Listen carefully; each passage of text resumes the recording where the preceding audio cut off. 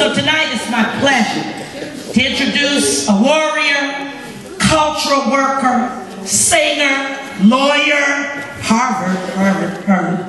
I didn't go to Harvard, but Jack Leg lawyer. Rose Sanders. Come on up here, girl. Rose Sanders. Rose Sanders. The else would be crazy not to get back. So Rose Sanders, we want to thank you for coming, and the floor and the mic is yours. Thank you, my sister. Well, the first thing I did right was the day I decided to fight. Keep your eye on the prize. Hold on. Human rights activists in the house. We gonna turn America out. Just keep your eye on the prize. Hold on. You know, that's exactly what we have to do, brothers and sisters. What happened November the 2nd set some people back, but not me. It inspired me to hold on and to work harder, to work longer. I just woke up November the 3rd determined to hold on. Hello. I first have to just recognize someone you've already recognized, but we cannot recognize him enough. And I know that our brother Shuttlesworth is still here because God sent him an angel. And I want you to give a big round of applause for his angel, Mrs. Shuttlesworth. All right. Mrs. Shuttlesworth.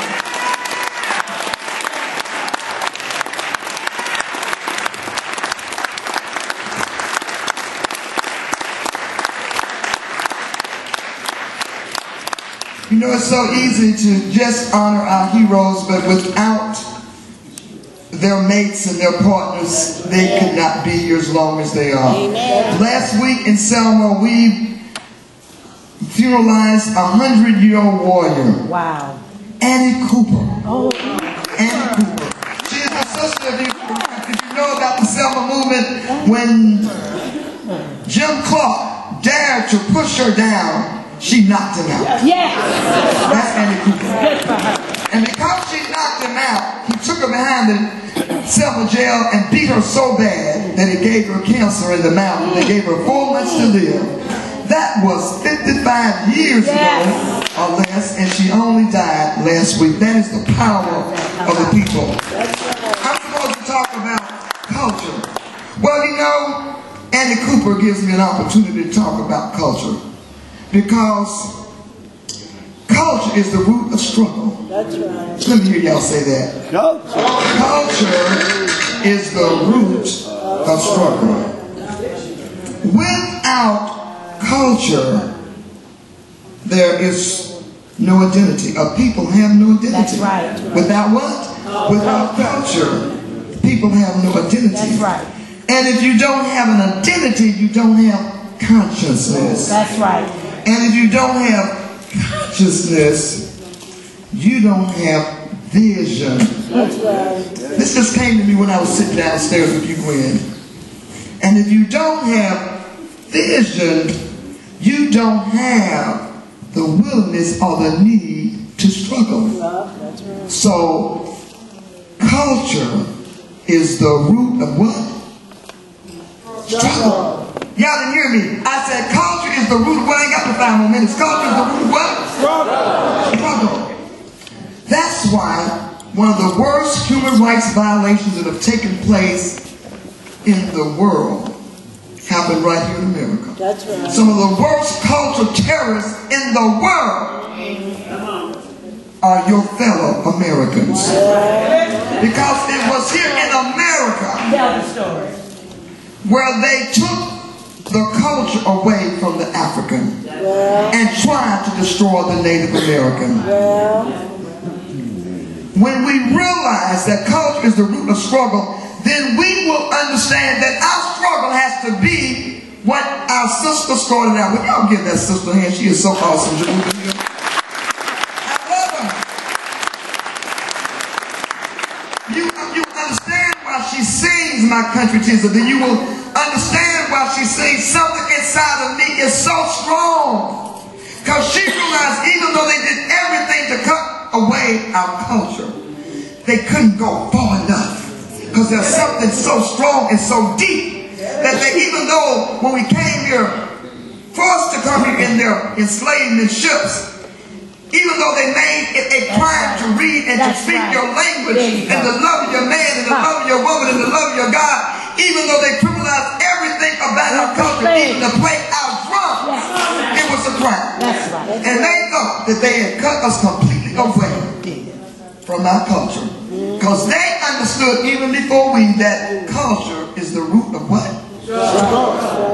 But my God, look at these civil rights she-ros and he-ros in the house. Why is it in the 50s and the 60s when they thought, when the oppressor thought they had done everything to cut away our culture, how is it that that struggle took place? The answer is clear. In spite of their best efforts, they failed. That's right. And your presence here tonight is evidence of their failure. That's why I ain't worried about November 7th. I ain't worried about who's in the White House who think they might be there next time. Because you in this room, you understand the culture is the root of struggle. And as long as there are people on the face of the planet that understands that, there will be struggle and there will be victories.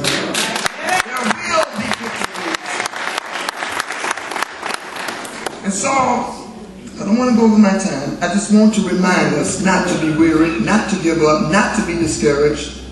My husband comes from a family of 13. Wow.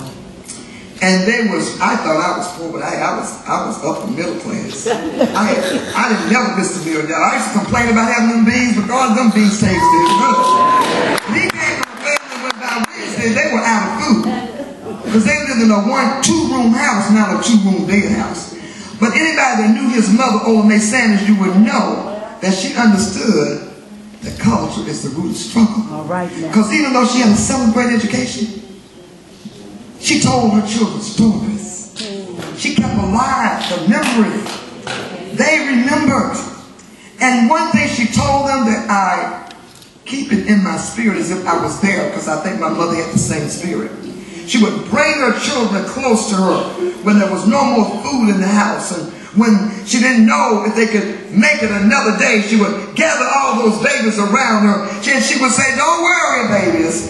Don't worry, children. Because when things are at their worst, I am at my best. I want y'all to say, when things are at their worst, we will be at our best. We will be at our best. That's why I'm not worried about the carpetbaggers, don't worry about the tea baggers, the right wing, the left wing, because I know that those of us who believe and believe it from the bottom of our hearts that culture is the root of struggle and that we must fight with all of our might to restore the memory of our culture for our children. Because they don't know that the first mathematicians, the first philosophers, the first to read and write, the first scientists, the first doctors, the first dentists were African people who looked like Yoruba. That's what they look like. But that cultural knowledge has been completely separated from our children. They don't know about Ptah Imhotep, who wrote a book 4,300 years ago, the oldest existing book, where he taught us about Ma'at. He taught us about justice, and he also taught us about violence, not just physical violence, but he taught us if you sit back and let injustice exist in your community, you are also guilty of violence.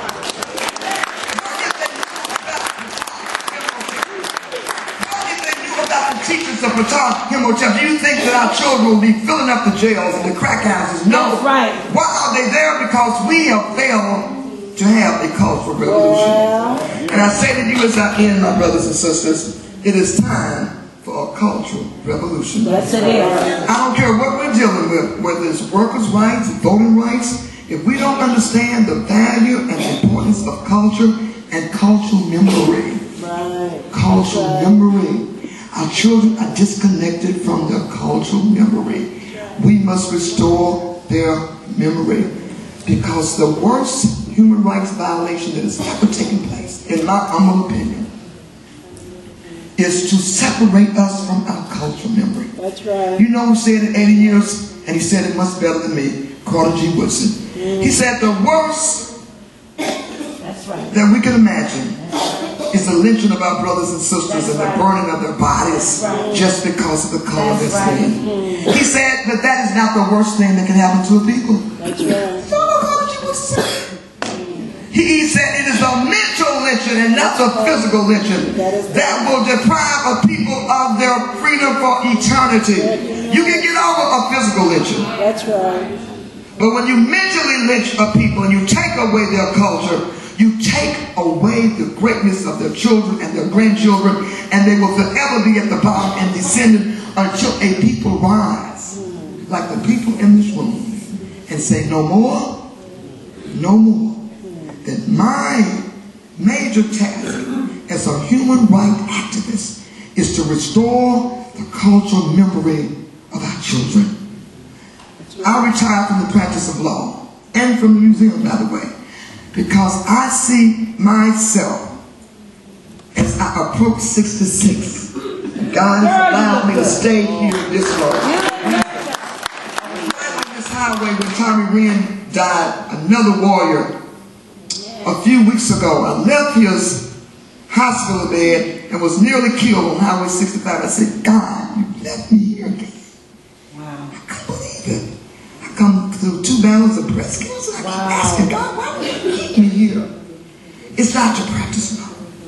It's not to build institutions like the museum. It is to restore the cultural memory of our children. Thank you so much. I love